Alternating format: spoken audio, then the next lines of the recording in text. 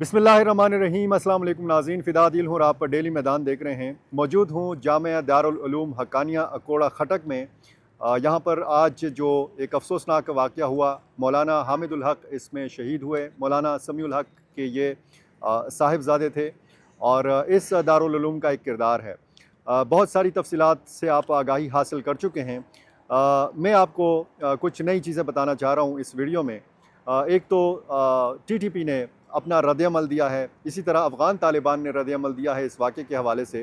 अफ़गान तालिबान ने मज़म्मत की है इस वाक़े की और जो शहीद के दर्जात की बुलंदी की दुआ की है। अफ़गान तालिबान के जो तर्जुमान हैं ज़बीउल्लाह मुजाहिद, इन्होंने भी और काबुल में इस्लामाबाद में जो अफ़गानिस्तान का सफ़ारत खाना है, यहाँ से भी एक मज़म्मती बयान जारी हुआ है।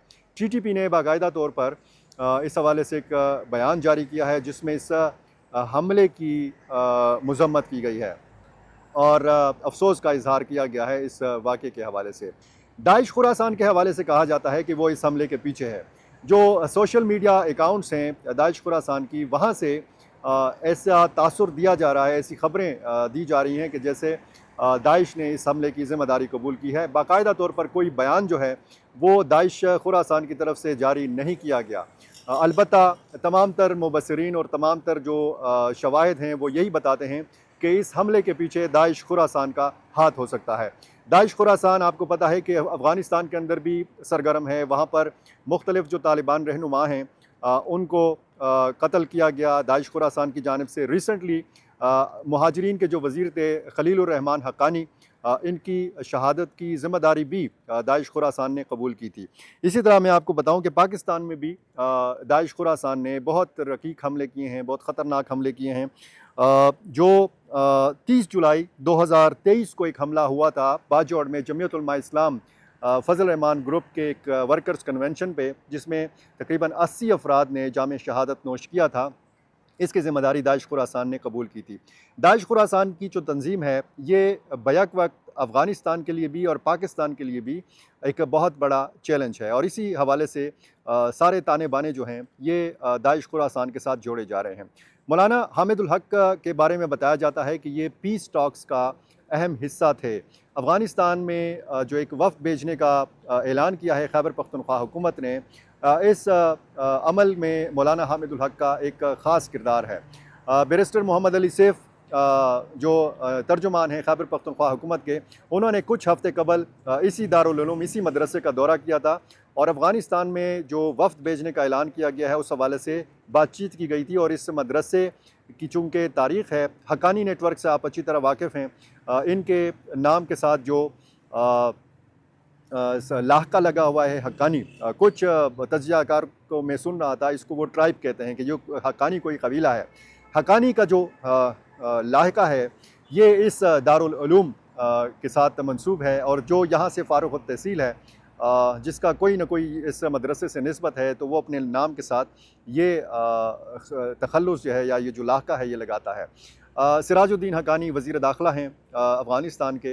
इनके वालिद मौलाना जलालुद्दीन हक्कानी, इनकी ख़ास निस्बत थी। मौलाना समीउल हक़ शहीद के हवाले से भी ये कहा जाता है कि उनके भी बड़े ख़ास रवाबित थे अफ़गान तालिबान के साथ। मौलाना समीउल हक़ को आपको पता है 2 नवंबर 2018 को रावलपिंडी के बहरिया टाउन में अपनी रिहाइश गाह में खंजर या चाकू के वार करके शहीद कर दिया गया था। उस केस का अभी तक पता नहीं चला कि उस वाक़ये के पीछे किसका हाथ है। अब जो सारे ताने बाने मिलाए जा रहे हैं वो दाइश खुरासान के साथ मिलाए जा रहे हैं। वाज़े तौर पर कोई ज़िम्मेदारी तो इस तरह जिस तरीके से प्रेस रिलीज़ आती है या वाज़े तौर पर ये ज़िम्मेदारी कबूल की जाती है, उस तरह का सीन तो नहीं है, लेकिन सोशल मीडिया के कुछ अकाउंट्स ये बताते हैं कि इस हमले के पीछे दाइश खुरासान का हाथ हो सकता है। अब सवाल ये है कि जो पीस टॉक्स हैं ये किस हद तक मुतासिर हो सकते हैं। चूँकि अफ़गान तालिबान के जो मौजूदा कैबिनेट मेंबर्स हैं उनके असातिज़ा यहाँ पर पाकिस्तान में मौजूद हैं, खैबर पख्तूनख्वा में मौजूद हैं, इस मदरसे के अंदर मौजूद हैं। तो इस अमन मुज़ाकरात के लिए या पीस टॉक्स के लिए इस मदरसे का या मौलाना हामिदुल हक़ का, जो इस मदरसे के नायब मोहतमिम हैं और जमीयत उलमा इस्लाम समीउल हक़ ग्रुप के सरबराह हैं, थे, उनका एक किरदार था।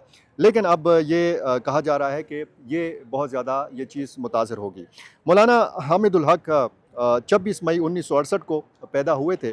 उनके 2 साहिबज़ादे हैं, 4 उनकी साहिबज़ादियाँ हैं और एक उनका साहिबज़ादा अब्दुल सानी उल हक हक्कानी, ये भी इस वाक़े में ज़ख्मी हुए हैं। उनको मामूली यहाँ पे ज़ख्म आए हैं और मैं कोशिश कर रहा हूँ कि मैं उनकी तस्वीर भी आपको बताऊँ इस ज़ख्मी की और साथ-साथ डेली मैदान के इसी पेज के ऊपर आप देख सकते हैं कि वो स्पॉट मैंने बताया है।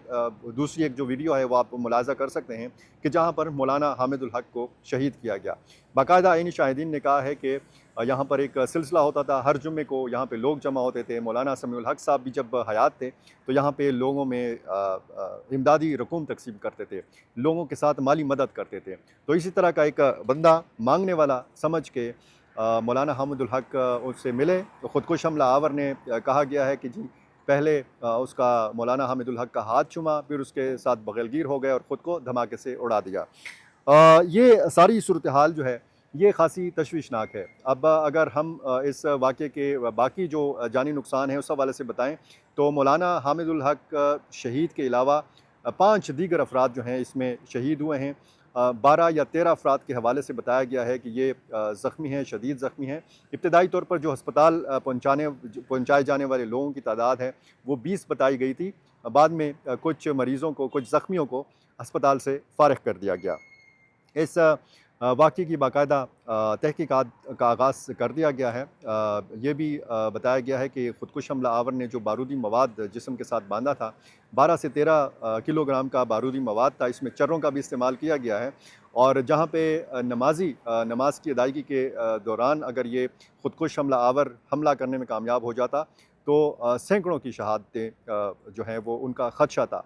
ये जब नमाज जुम्मा की अदायगी हुई तो उसके बाद ये निकले मौलाना हामिदुल हक और टारगेट चूँकि मौलाना हामिदुल हक शहीद थे तो ख़ुदकुश हमला आवर ने उसी को टारगेट किया और अपने टारगेट को हासिल करने में उसने कामयाबी हासिल की। कैसे ये ख़ुदकुश हमला आवर इस सख्त सिक्योरिटी वाले मदरसे के अंदर दाखिल हुआ, इस नुक्ते पर भी तहकीकात की जा रही हैं। सीसीटीवी फुटेजेस जो आसपास हमने कैमरे देखे वो सीसीटीवी फुटेजेस जो हैं वो लेने की कोशिश की गई है, वो ज़ाहिर है कि वो ले ली गई है। अब इस हवाले से भी तहकीकात होंगी, किस रूप में ये आया था, किस गेट से ये ख़ुदकुश हमला आवर आया था और कहाँ से इसका ताल्लुक़ था, ये बहुत सारी तफसीलात अभी आनी हैं। तहकीकात का बाकायदा आगाज़ किया जा चुका है। देखना अब यह है कि इस बड़े वाक़ये के, इस बड़े सानहे के क्या असरात मुरतब होंगे। कोई भी दीनी सियासी रहनुमा जो है पाकिस्तान में वो इन हमलों से महफूज नहीं है। मौलाना फ़ज़ल रहमान पर ख़ुद कई मरतबा हमले हो चुके हैं। इसी तरह बाकी जो जमात इस्लामी को आप देख लें, इसके रहनुमाओं पर इसी तरह के हमले हो चुके हैं। जमात इस्लामी के मुतअद्दिद रहनुमा और जमीयत उलमा इस्लाम के मुतअद्दिद रहनुमा भी ख़ुदकुश हमलों का निशाना बन चुके हैं, पेशावर में भी और खैबर पख्तूनख्वा के मुख्तलिफ़ इलाकों में भी। अब जिस तरीके से एक लहर है जनूबी रीजन में, बन्नू डिवीज़न में, डेर इस्माइल खान डिवीज़न में, तो उस नुक्ते नज़र से भी देखा जा रहा है जब भी इस तरह का कोई बड़ा वाक़या होता है तो टीटीपी इसकी ज़िम्मेदारी कबूल करती है। टीटीपी ने इस हमले से बरात का ऐलान किया है और इस हमले की टीटीपी ने मज़म्मत की है। सूरत हाल जो है वो काफ़ी तशवीशनाक है अमन व अमान के हवाले से अगर आप देखें और एक तवील अरसे बाद हमने देखा कि ख़ुदकुश हमला हुआ है नौशेरा जैसे उसमें जो पेशावर डिवीज़न का एक ज़िला है और यहाँ पे दारुल उलूम हक्कानिया के हवाले से सोशल मीडिया पर एक बाकायदा मुहिम का भी आगाज़ कर दिया गया है। बहुत मनफी मुहिम जो है वो चलाई जा रही है। कुछ लोग जो हैं इसको ख़ुदकुश हमला आवरों की फैक्ट्री भी करार देते हैं। कुछ लोग जो हैं वो फ़ौरी तौर पर उन्होंने तरह तरह के गलत इल्ज़ामात भी लगाना शुरू किए और मौलाना हामिदुल हक के साहिबज़ादे के हवाले से भी बताया गया कि वो शहीद हो चुके हैं, हालांकि वो इस हमले में ज़ख्मी हुए हैं और उनकी हालत ख़तरे से बाहर है। बाकायदा वो दुआ में बैठे हुए थे, लोगों की ताज़ियत वसूल करते रहे। इसी तरह की अपडेट हासिल करने के लिए मेरी आपसे गुजारिश है कि डेली मैदान का ये यूट्यूब चैनल सब्सक्राइब कीजिए और मुझे अपनी राय से ज़रूर नवाज़ा कीजिए। बहुत शुक्रिया।